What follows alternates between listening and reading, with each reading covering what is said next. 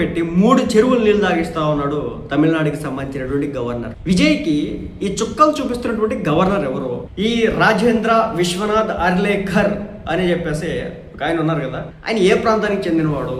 ఎవరు బేసిక్ గా గవర్నర్లందరినీ కూడా కేంద్రంలో ఉన్నటువంటి పార్టీ చేసిద్ది అనమాట, వాళ్ళని నిర్మించింది. సో మన రాష్ట్రానికి సంబంధించిన అబ్దుల్ నజీర్ గారిని కూడా బీజేపీ ప్రభుత్వమే ఏర్పాటు చేయడం అయితే జరిగిందనమాట. అలాగే ప్రతి రాష్ట్రానికి ఉన్న గవర్నర్లందరినీ కూడా ఇప్పుడు ఉన్నటువంటి కేంద్ర ప్రభుత్వమే ఏర్పాటు చేస్తుంది.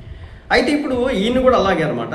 సో ఇప్పుడు ఈయనకి సంబంధించి రకరకాల వార్తలు చక్కర్లు కొడతా ఉన్నాయి. ఎందుకంటే విజయ్ పార్టీని, విజయ్ కేడర్ని ముప్పు తిప్పలు పెట్టి 3 చెరువులు నీళ్ళు తాగిస్తా ఉన్నాడు. 118 మంది మద్దతు ఉంటేనే లోపలికి రండు అంటూ ఆయన వేస్తున్నటువంటి ప్రశ్నలు కావచ్చు, విధిస్తున్నటువంటి నిబంధనలు కావచ్చు, విజయ్ అభిమానుల ఆగ్రహాన్ని, రాజకీయ వర్గాల ఆసక్తిని అయితే లేపిస్తున్నాయి. ముఖ్యంగా ఏంటంటే అపోజిషన్ పార్టీకి సంబంధించిన ప్రకాష్ రాజ్ కావచ్చు, కమల్ హాసన్ కావచ్చు,